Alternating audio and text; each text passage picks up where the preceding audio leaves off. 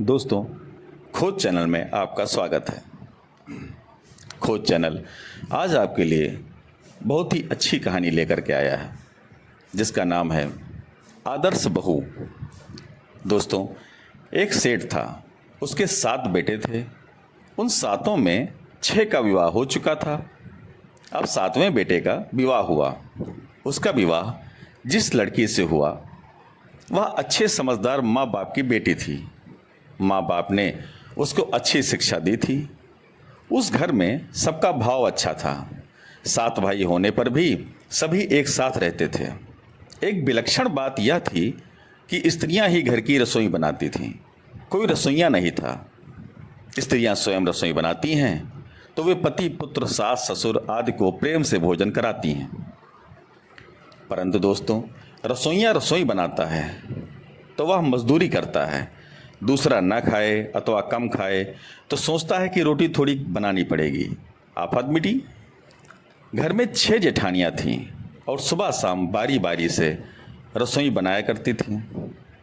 हर एक जेठानी की 3 दिन में बारी आया करती थी, परंतु उनमें खटपट रहती थी। कोई बीमार हो जाए तो दूसरी कहती कि मेरी बारी में तूने रसोई नहीं बनाई, फिर तेरी बारी में मैं क्यों बनाऊं। छोटी बहू आई तो उसके भीतर बहुत उत्साह था। वह एक स्नान करके शुद्ध वस्त्र पहनकर पहले ही रसोई में जा बैठी। जेठानी ने देखा तो कहा कि बहू, तू रसोई क्यों बनाती है? रसोई बनाने के लिए हम कम हैं क्या? फिर भी छोटी बहू ने बड़े प्रेम से रसोई बनाई और सबको भोजन कराया। सब बड़े प्रसन्न हुए कि आज छोटी बहू ने बहुत बढ़िया रसोई बनाई है। सभी भाइयों के अलग अलग कमरे थे। दिन में सास छोटी बहू के कमरे में गई और उससे कहा कि बहू, तू सबसे छोटी है, इसलिए सब तेरे से लाड़ प्यार रखते हैं। तू रसोई क्यों बनाती है? तेरी 6 जेठानियाँ हैं।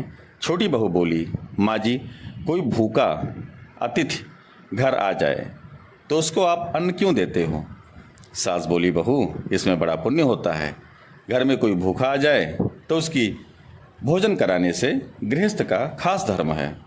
उसको तृप्ति होती है, सुख मिलता है, तो देने वाले को पुण्य होता है। छोटी बहू बोली, दूसरों को भोजन कराने से पुण्य होता है तो क्या घर वालों को भोजन कराने से पाप होता है? मकान आपका, अन्न आपका, बर्तन आपके, सब चीज़ें आपकी। मैं थोड़ी सी मेहनत करके रसोई बनाकर खिलाऊं तो मेरा पुण्य होगा कि नहीं होगा? सब भोजन करके तृप्त होंगे, प्रसन्न होंगे, तो इससे कितना लाभ होगा। इसलिए माँ जी, आप रसोई मेरे को बनाने दो। मैं बैठी बैठी करूँगी भी क्या? कुछ मेहनत करूँगी तो शरीर भी ठीक रहेगा, स्वास्थ्य ठीक रहेगा।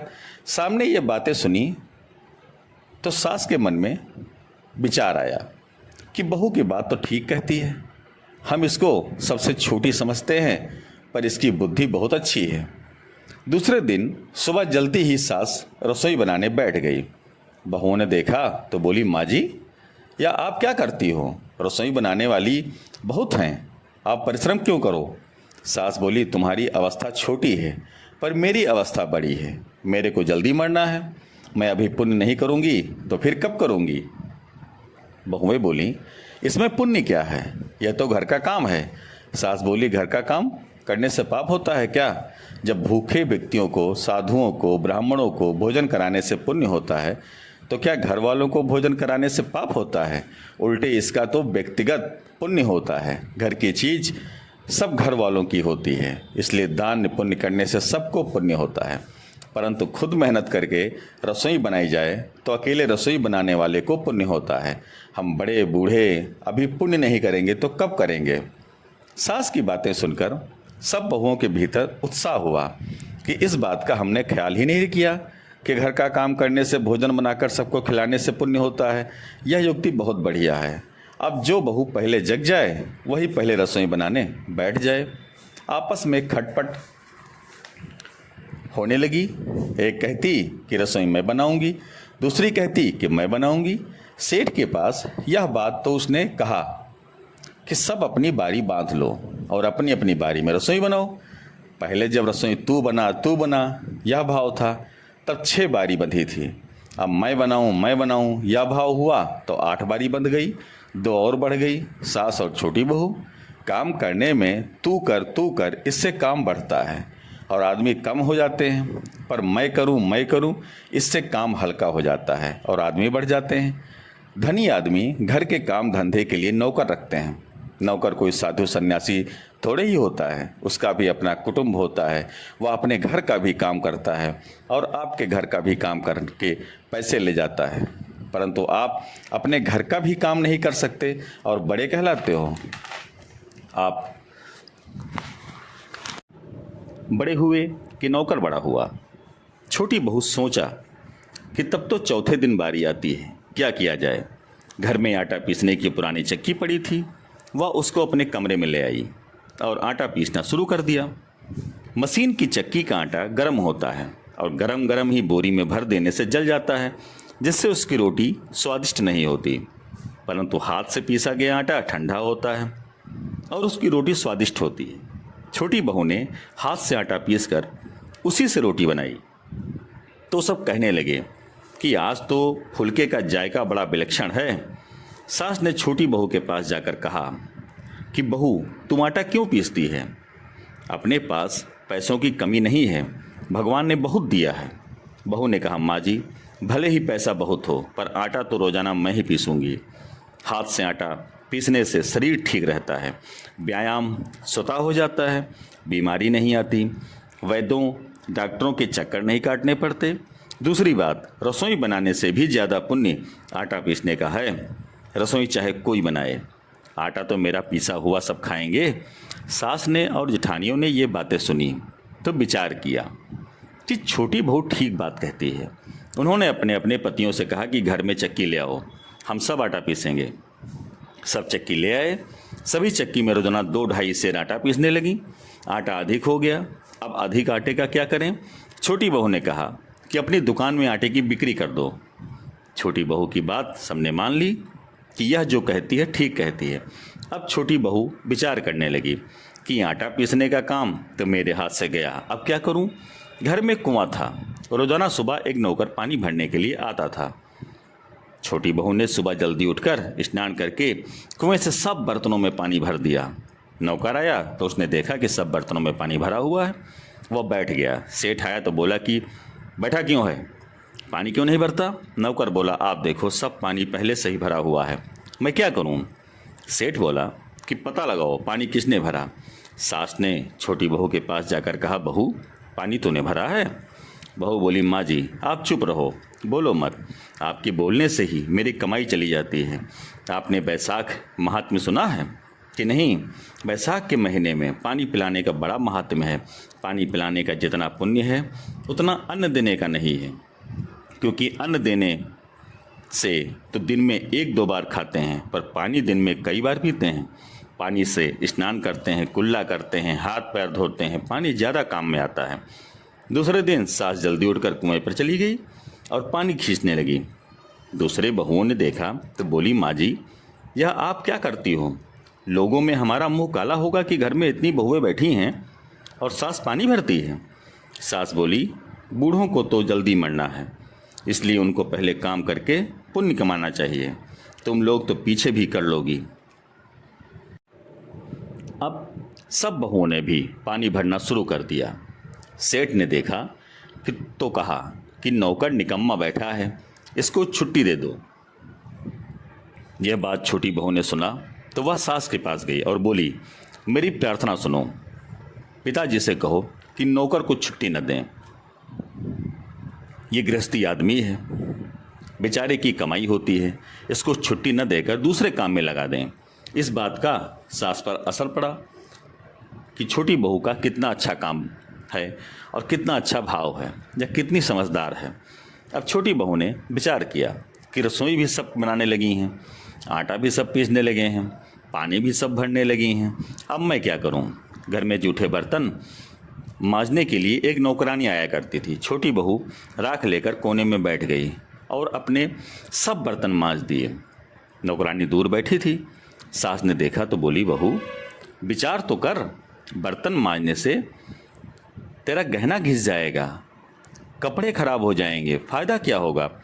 छोटी बहू बोली, माँ जी ऐसी बात नहीं है, आप चुप रहो। सास बोली, बता तो सही क्या बात है। बहू बोली, माँ जी जूठन उठाने का बड़ा महात्म्य है। आपने महाभारत में कथा नहीं सुनी? पांडवों ने यज्ञ किया तो सबसे पहले भगवान श्री कृष्ण का पूजन हुआ। उन्हीं भगवान श्री कृष्ण ने सबकी जूठन पत्तल उठाने का काम किया। जितना छोटा काम होता है उतना ही उसको करने का ज़्यादा महात्म होता है। अगर जूठन उठाने का ज़्यादा महात्म नहीं होता तो भगवान यह काम क्यों करते।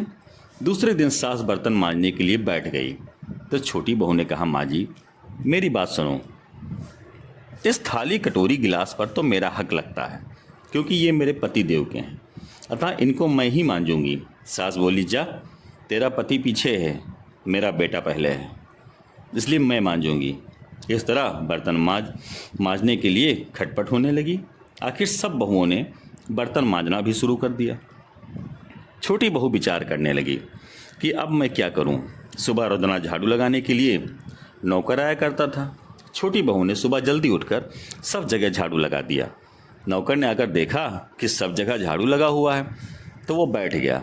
सास छोटी बहू के पास गई और बोली कि झाड़ू तूने लगाया है क्या? छोटी बहू बोली, माँ जी आप चुप रहो, बोलो मत, आप बोलती हो तो मेरे हाथ से काम चला जाता है।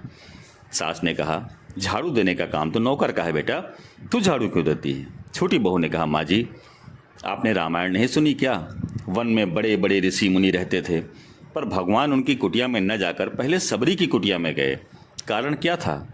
सबरी रोजाना रात में झाड़ू देती थी, पंपा सर का रास्ता साफ करती थी, जिससे ऋषि मुनियों के पैर में कंकड़ न चुभे। इसलिए इस सेवा का बड़ा महात्म्य है। सास ने देखा कि यह छोटी बहू सबको लूट लेगी, यह सबका पुण्य अकेले ही ले लेती है। अब सास ने और सब बहुओं ने झाड़ू लगाना शुरू कर दिया। जिस घर में सबका आपस में प्रेम होता है वहाँ लक्ष्मी बढ़ती है। जिस घर में कला होता है वहाँ निर्धनता आ जाती है। जहाँ सुमति तहाँ संपत्ति नाना, जहाँ कुमति तहाँ विपत्ति निदाना। दोस्तों, सेठ की दुकान में अधिक धन पैदा होने लगा। सेठ ने सोचा कि स्त्रियों के पास भी अधिक धन आना चाहिए। उसने घर की सब स्त्रियों के लिए गहने बनवा दिए। गहना स्त्रियों का धन होता है जिसमें पति का भी हक नहीं लगता। अब छोटी बहू ससुर से मिलने गहने लेकर बड़ी जेठानी के पास गई और बोली कि आपके लड़का लड़की हैं, उनका विवाह करेंगी तो गहना बनवाना पड़ेगा। मेरे तो अभी कोई लड़का ही नहीं है, इसलिए इन गहनों का मैं क्या करूँगी। मेरे माता पिता ने मेरे को खूब गहने दिए हैं, वे सब मेरे पास तिजोरी में पड़े हैं। सास ने देखा तो छोटी बहू के पास जाकर बोली, बहू यह तुम क्या करती हो? तेरे ससुर ने सबको गहने दिए हैं। छोटी बहू बोली, माँ जी आप चुप रहा करो, आपको कोई बात कहना तो गांव में हल्ला करना है। काम धंधा करने से पुण्य होता है तो क्या दान करने से पाप होता है? वस्तु देने का तो बड़ा पुण्य होता है। सास को बहू की बात लग गई। वह सेठ के पास गई और बोली, आपके नौकरों को मैं धोती साड़ी दूंगी। सेठ बहुत राजी हुआ कि पहले नौकरों को कुछ देते थे तो यह लड़ पड़ती थी, पर अब कहती है कि मैं दूंगी। अब सास भी दूसरों को वस्तुएं देने लगी, बहुएं भी वस्तुएं देने लगी। घर में वस्तुएं हो गई ज़्यादा और आदमी हो गए कम। पुण्य के दो ही काम हैं, काम धंधा खुद करना और वस्तुएं दूसरों को देना। ये दो काम होने लगे तो घर में खटपट मिट जाए, शांति हो जाए। दूसरे लोग भी सोचते हैं कन्या देनी हो तो ऐसे घर में दो जिससे वह सुखी हो जाए और वो हमेशा सुख पाए। कन्या लेनी भी हो तो ऐसे घर की लाओ जिससे हमारे घर में सुख शांति रहे। साधु भी ऐसे घरों की भिक्षा लेना चाहते हैं। श्रेष्ठ मनुष्य जो आचरण करता है दूसरे मनुष्य वैसा वैसा ही आचरण करते हैं।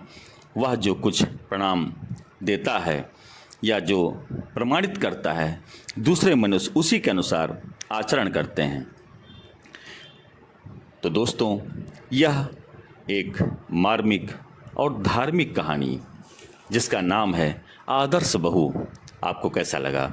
कहानी यदि पसंद आई हो तो दोस्तों आप खोज चैनल को सब्सक्राइब और वीडियो को लाइक अवश्य करें। धन्यवाद। जय हिंद, जय भारत।